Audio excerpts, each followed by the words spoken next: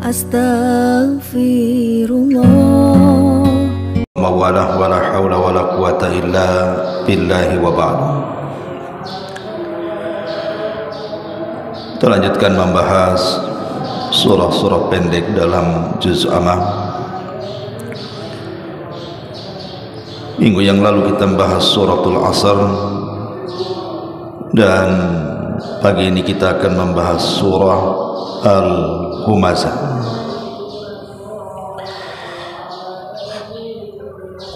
Surah Al-Humazah ini turun setelah surah Al-Qiyamah,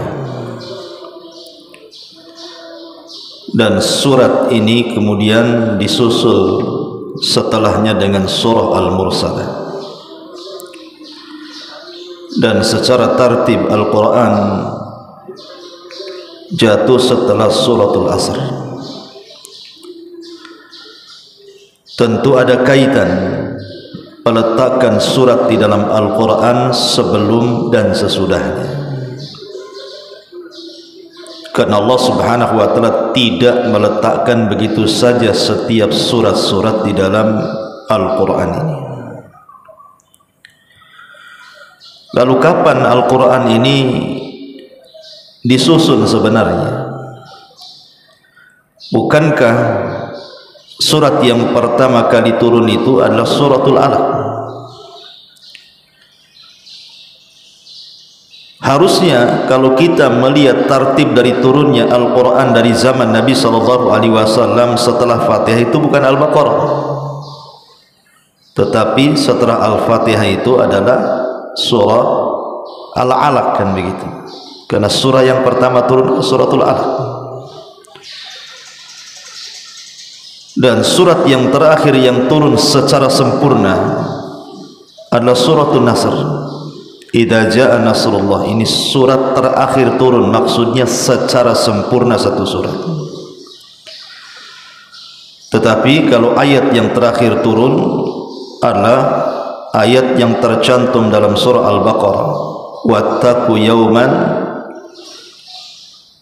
turja'una fihi ilallah. Lalu kenapa kemudian susunannya menjadi Al-Fatihah, Al-Baqarah, Al-Imran, sampai kemudian Al-Humazah, Al-Asr, dan begitu seterusnya? Kapan itu terjadi penyusunan itu? Sebagian para ulama mengatakan boleh jadi terjadinya penyusunan Al-Quran itu di bulan Ramadan, saat Jibril turun kepada Nabi SAW untuk tadarus Al-Quran. Karena Rasul itu setiap Ramadan didatangi Jibril. Lah boleh jadi ketika itulah tersusun surat demi surat. Diletakkan Al-Fatihah dulu, kemudian Al-Baqarah, kemudian Al-Imran, dan begitu seterusnya sampai diakhiri dengan suratul Nas. Lah di sini kita baca dulu suratnya baru kita jelaskan. Allah Subhanahu wa taala mengatakan wailun likulli humazatil lumazah. Celaka setiap humazah pengumpat, lumazah dan pencela. Alladzi jama'a mala wa addada, yang mengumpul-ngumpulkan harta kemudian menghitung-hitungnya. Yahsabu anna malahu akhlada, manusia mengira bahwa hartanya dapat mengekalkan dirinya.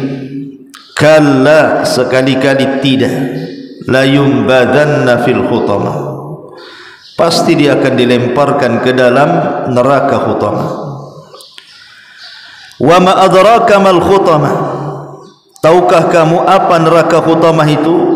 Narullahil muqadah, yaitu api Allah yang dinyalakan. Allati tattali'u 'alal afidah, yang membakar sampai ke hati. Innaha 'alaihim mu'sadah, sungguh api itu 'alaihim, atas mereka, musadah, tertutup dengan sangat rapat. Fi 'amadin mumaddadah, dan mereka diikat pada tiang-tiang yang sangat panjang yang ada dalam neraka. Wailul likulli humazatil lumazah. Sebenarnya humazah dan lumazah itu bagian daripada ghibah. Dia bagian daripada ghibah, dan ghibah itu dosa besar. Makanya di sini Allah Subhanahu wa taala memulakan kalimatnya dengan wailun dalam juz amma. Surat yang dimulai dengan wailun itu dua. Pertama surah Al-Mutaffifin, wailun lil mutaffifin. Kemudian di sini yang keduanya wailun likulli humazatil lumazah. Dua surat baik Mutaffifin ataupun Humazah, dua-duanya surat dalam rangka membela orang-orang du'afa, orang-orang yang lemah dan orang-orang yang beriman. Sebenarnya Humazah dan Lumazah itu di zaman Nabi SAW tahu siapa orangnya, karena setiap ayat di dalam Al-Quran itu terkadang ada asbab nuzulnya. Kenapa sampai turun ayat ini atau surat ini?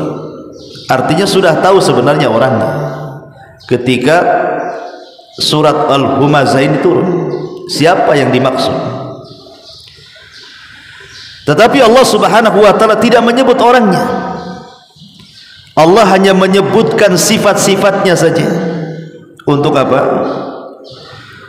Sebagai bukti bahwa Al-Quran itu bukan dibatasi waktu. Sebab kalau disebutkan orangnya berarti dibatasi waktu hanya di zaman Nabi saja. Lah ketika Al-Quran tidak menyebutkan siapa orang yang dimaksud Humazah dan Lumazah itu di zaman turunnya ayat ini, hanya disebutkan sifatnya Humazah dan Lumazah itu, menunjukkan Al-Quran ini sifatnya universal, umum, berlaku di zaman Rasul dan berlaku di zaman sekarang. Karena menyebut sifat, maka siapapun yang memiliki sifat Humazah dan Lumazah tidak mesti kepada orang yang turunnya ayat ini di zaman Rasul, maka dia masuk pada surah Humazah ini, siapapun dia. Tidak mesti di zaman Nabi, gitu maksudnya. Di zaman kita pun kalau kita memiliki sifat Humazah dan Lumazah berarti masuk pada ancaman wailun. Dan dalam kaidah Al-Quran, setiap dosa yang dimulakan dengan kalimat wailun maka dipastikan dosa itu dosa besar. Setiap dosa yang dimulai dengan kalimat wailun dipastikan itu dosa besar. Wailun lil musallin alladzina hum an salatihim sahun. Orang-orang yang sahun dalam salatnya, mengakhir-akhirkan waktu salat sampai keluar waktunya, dosa besar. Makanya Allah mengatakan wailun, celaka mereka. Wailun lil mutaffifin. Mutaffif adalah orang yang mengurang-urang takaran dan timbangan. Terkadang kalau kita mengurang-urang takaran dan timbangan dalam jual beli itu, kita tidak tahu siapa yang membeli. Boleh jadi dia fakir miskin, boleh dia jadi anak yatim, boleh jadi orang susah. Tiba-tiba kita kurangi hak mereka, dosa besar. Makanya Allah mengatakan wailun, celaka mereka. Termasuk di sini wailun, celaka likulli humazatil lumazah. Siapa humazah dan siapa itu lumazah, dan apa itu humazah? Sebelum saya menjelaskan apa itu humazah dan lumazah, kita akan mengenal apa makna wailun itu. Ahli tafsir mengatakan bahwa wailun itu artinya wadin fi jahannam, sebuah lembah yang terletak di dasar jahannam. Syadidul qa'ri wa syadidun natani wa sadidul dhulmi, sangat dalam, sangat gelap, dan sangat busuk karena seluruh darah dan nanah penduduk neraka masuk pada lembah itu. Saking mengerikannya lembah ini, sampai-sampai Jahannam setiap hari berlindung kepada Allah Subhanahu wa taala, ketakutan dengan lembahnya. Itulah disebut wailun namanya, sebuah lembah di dalam Jahannam. Wailun, untuk siapa wail ini? Lembah di neraka Jahannam ini untuk siapa? Likulli humazatin lumazah, untuk setiap yang humazah dan lumazah. Apa humazah, apa lumazah? Humazah itu adalah mengejek manusia dengan perbuatan.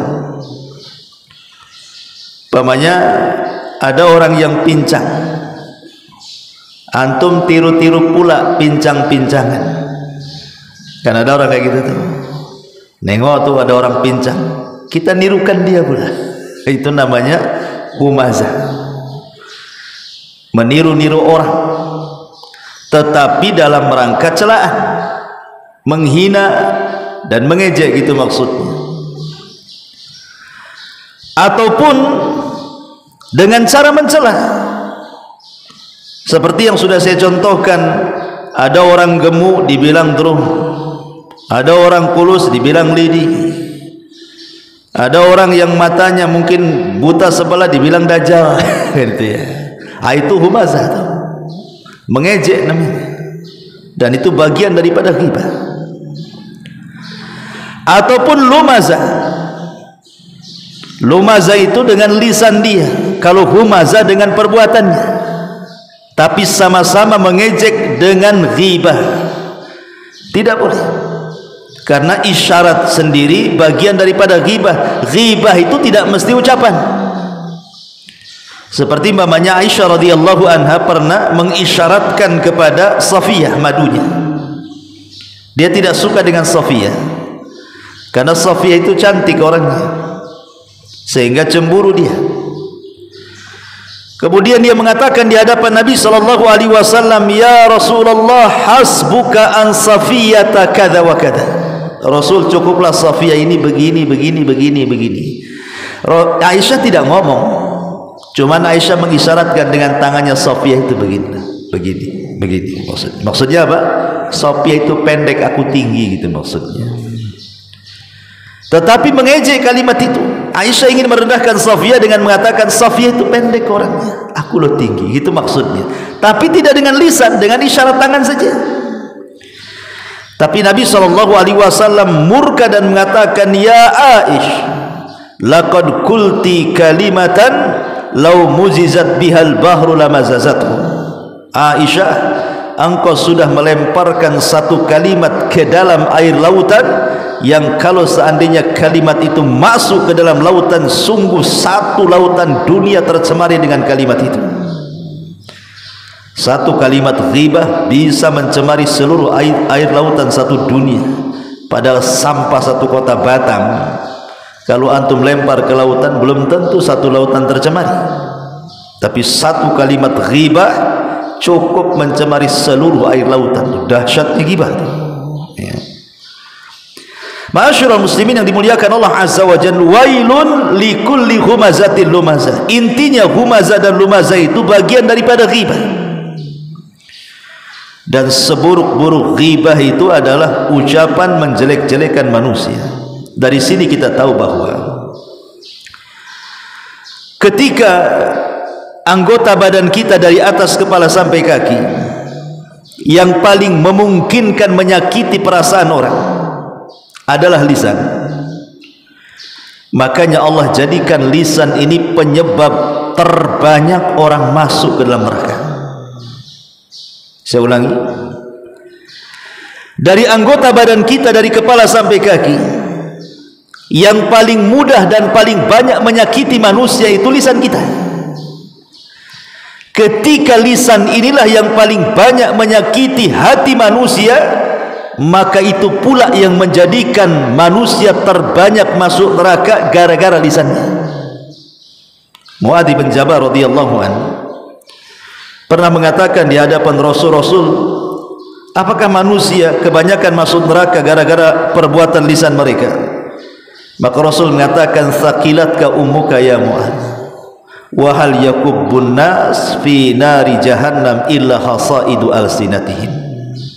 Celaka engkau hai Mu'adz, orang yang paling banyak masuk neraka itu akibat ulah lisan-lisan mereka. Karena lisan ini adalah yang paling banyak menyakiti hati manusia. Sampai ada istilah luka badan masih bisa diobati, tapi luka hati entah kapan disembuhkannya. Makanya ada istilah lebih baik sakit gigi daripada sakit hati gitu. Ada ya istilah kayak gitu, subhanallah ya. Ma'asyiral muslimin yang dimuliakan Allah Subhanahu wa taala, wailun likulli humazatil lumazah. Humazatil lumazah. Humazah saya katakan mencela manusia dengan perbuatan, kalau lumazah mencela manusia dengan lisan. Di sana ada lamzun, lamzun itu dengan kedipan. Lah ketika kemudian kita membahas suratul Asr, dalam suratul Asr itu kan manusia itu dalam kondisi rugi. Semua manusia itu lafi khusrin, semua manusia itu di atas kerugian, dan hanya orang-orang yang keluar dari kerugian ini, mereka lah orang-orang yang beriman, kemudian beramal saleh, kemudian lisannya mengajak manusia ke dalam kebenaran, dan lisannya mengajak manusia ke dalam kesabaran. Kalau seandainya orang tidak melakukan 4 perkara ini, maka dia pasti di atas kerugian. Lah di antara manusia yang paling rugi adalah likulli humazatin lumazah. Karena orang yang paling beruntung itu yang badannya digunakan untuk apa? Beramal soleh, dan lisannya untuk mengajak manusia ke dalam kebaikan.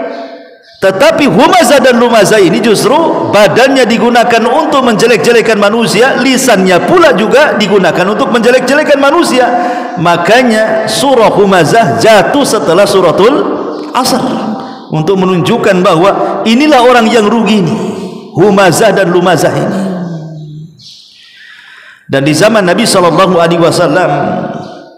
humazah dan lumazah itu adalah mereka orang-orang yang memiliki harta banyak, orang-orang kaya sekelas Abu Jahal, Abi Sufyan, Umayyah, Al-Walid, orang-orang kaya di zaman itu.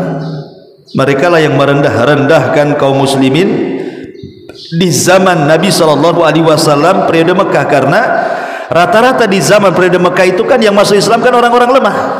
Bilal, Zunairah, Khabbab bin Arad, budak-budak yang miskin. Sehingga mereka kemudian mencelanya, karena posisi Abu Jahal CS ini merasa mereka orang kaya, terhormat, sementara kaum muslimin yang lemah-lemah itu mereka orang-orang susah. Makanya mereka mengejek orang-orang yang beriman di zaman itu dengan kekayaan mereka, merasa paling terhormat sehingga merendahkan orang lain. Dari sini Allah mengatakan alladzi jama'a malan wa 'addada. Berarti sifat humazah dan lumazah itu lekat dengan orang yang mengumpul-ngumpulkan harta dan menghitung-hitungnya. Dan dari sini ada kaidah bahwa harta itu kalau tidak dikelola dengan baik, maka akan menjadi rahasia bejatnya manusia. Harta kalau dipegang orang jahat, maka harta itu akan jadi jahat. Tapi harta itu kalau dipegang orang baik, maka akan jadi baik. Makanya Rasul mengatakan malun saleh li rajulin saleh. Harta yang baik itu kalau dipegang orang baik. Maknanya harta itu akan jadi jahat kalau yang memegang orang jahat. Dari sini kita tahu bahwa mal sirru tughyan, harta itu rahasia bejatnya orang. Alladzi jama'a malan wa 'addada. Apa maknanya jama'a malan wa addada, dan apa itu mal? Kenapa bahasa Arabnya harta itu mal? Mal itu diambil dari mala yamilu mailan, artinya kecondongan hati. Makanya Imam Syafi'i rahimahullahu taala mengatakan apa? Ra'aitun nasa qad mal ala man indahu malun wa ma la indahu malun fannasu anhu qad mal. Ra'aitun nasa qad dhahabu ala man indahu dhahabun wa man la indahu dhahabun fannasu anhu dhahabu. Ra'aitun nasa al-munfaddah ala man indahu fiddah wa man la indahu fiddah fannasu anhu al-munfaddu.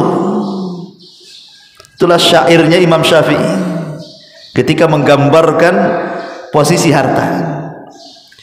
Apa kata Imam Syafi'i? Ra'aitun nas, aku melihat manusia qad malu, sungguh mereka condong kepada siapa?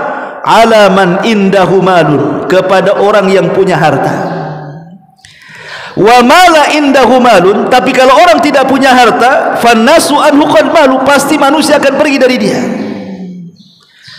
Ra'aitun nasa qad dhahabu, manusia pada pergi kepada siapa? Ala man indahu dhahabun, kepada orang yang memiliki banyak emasnya. Wa man la indahu dhahabun fannasu anhu dhahabu, dan orang yang tidak punya emas banyak, manusia pergi dari dia, dan begitu seterusnya. Artinya bahwa disebut harta itu mal dan disebut mal itu mal karena hati ini condong ingin memilikinya. Harta ini disebut mal karena manusia itu cenderung ingin punya. Orang punya mobil pengen juga, orang punya rumah pengen punya rumah, orang punya tanah pengen punya tanah. Pokoknya sesuatu yang condong kepada itu, itulah harta. Lah harta itu menyodot manusia. Kalau ada rapat masjid, satu Pak Imam hafal Quran, satu pula muhsinin banyak uang, rapatlah satu meja. Kata Pak Imam ini pendapat saya begini-begini dalilnya. Kata yang punya harta, enggak begitu. Kalau enggak saya stop harta saya.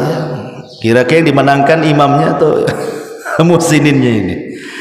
Adalah imam aja di cancel, bisa diganti kalau imam. Muhsin ini susah nyarinya ini kan gitu ya. Itulah harta. Harta ini kadang-kadang nyedot orang. Siapapun yang punya harta, maka manusia akan cenderung kepada dia. Makanya harta disebut mal karena mailul qalbi, ada kecenderungan hati, itu maksudnya. Ma'asyiral muslimin yang dimuliakan Allah Azza wa Jalla, jama'a malan wa addada. Kalimat wa addada, ada yang mengatakan maksudnya yang mengumpul-ngumpulkan harta dan berbagai macam harta yang ada. Artinya kalau sudah punya mobil pengen punya rumah, kalau sudah punya rumah pengen punya tanah, kalau sudah punya tanah pengen punya ini, punya itu. Pokoknya berbagai macam harta kalau bisa dia punya.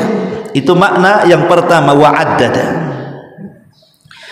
Makna yang kedua kata para ulama, jama'a amalan wa'addada, itu artinya wa'addada di sini menghitung-hitung. Ini saya sudah punya kos-kosan 3 pintu. Rupanya di sampingnya ada tanah kosong. Tanya tuh, itu tanah siapa ya, dijual enggak tuh? Gitu, mulai itu dia. Siapa yang punya ya? Ada enggak nomor teleponnya? Gitu. Untuk apa? Kalau bisa nambah pintu lagi. Nih kalau sudah kena nih tanahnya, dibuat lagi kos-kosan sama dia kan. Di depannya ada tanah kosong lagi. Ini punya siapa nih? Mulai gitu loh. Itu namanya wa'addadah namanya.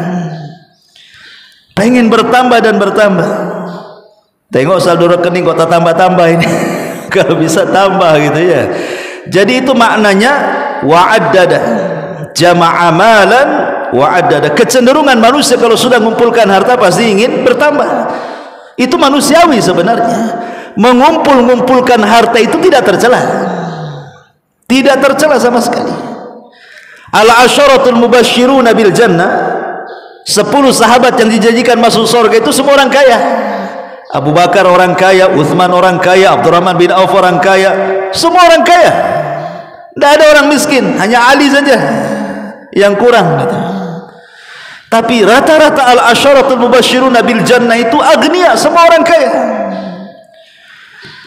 Lalu kapan jama'a amala wa addada ini menjadi tercela? Ketika menimbulkan humazatun lumazah. Kalau dengan harta itu menjadi humazah, dengan harta menjadi lumazah, mulai dia sombong dengan hartanya, kemudian merendahkan yang lainnya, itu yang nggak boleh. Atau kemudian menjadi bakhil dan tidak menginfakkan hartanya, itu menjadi tercela tuh.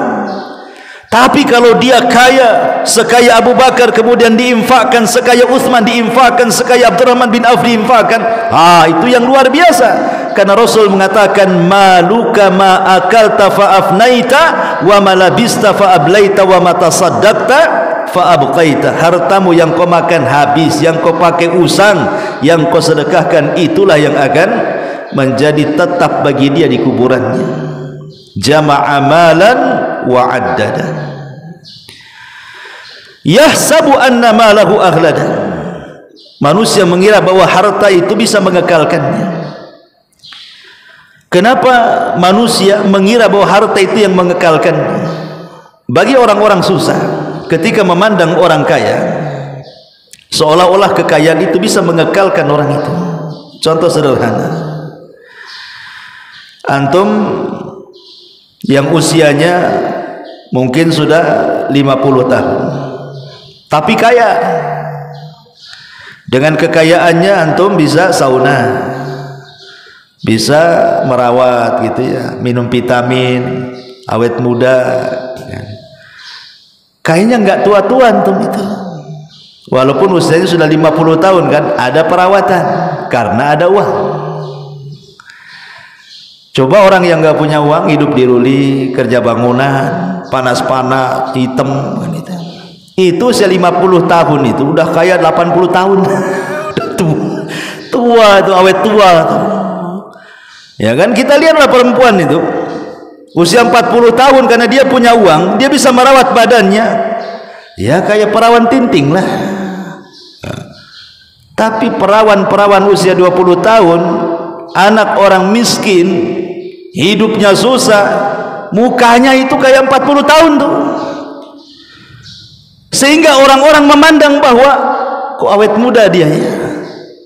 Seolah-olah apa? Hartanya mengekalkan dia. Sebenarnya nggak ada awet muda itu, yang ada awet tua. Nggak ada cerita, itu casing saja muda itu. Yang namanya usia itu tidak bisa dibohongi. Maknanya sudah dekat ajalnya.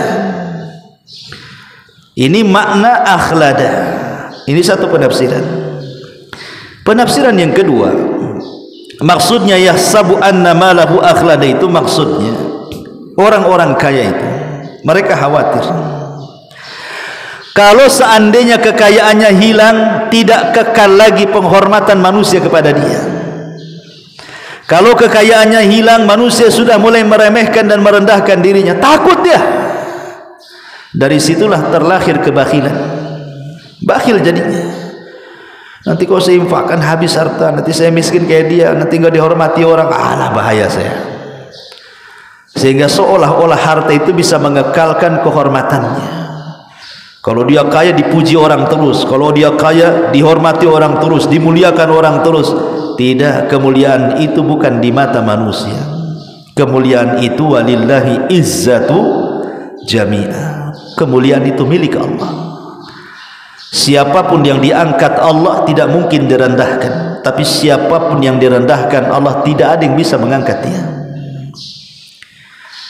Nabi SAW di permulaan dakwahnya dihina manusia, dikatakan tukang sihir, dikatakan pendusta, dikatakan majnun, orang gila, dikatakan perangkai syair, macam-macam.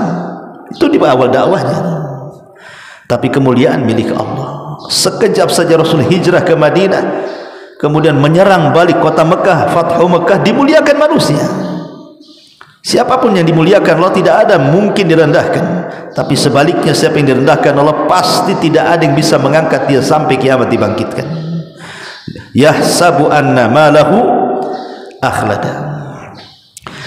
Kalla la yumbadhanna fil khutama. Yumbadhanna itu diambil dari an-nabdhu.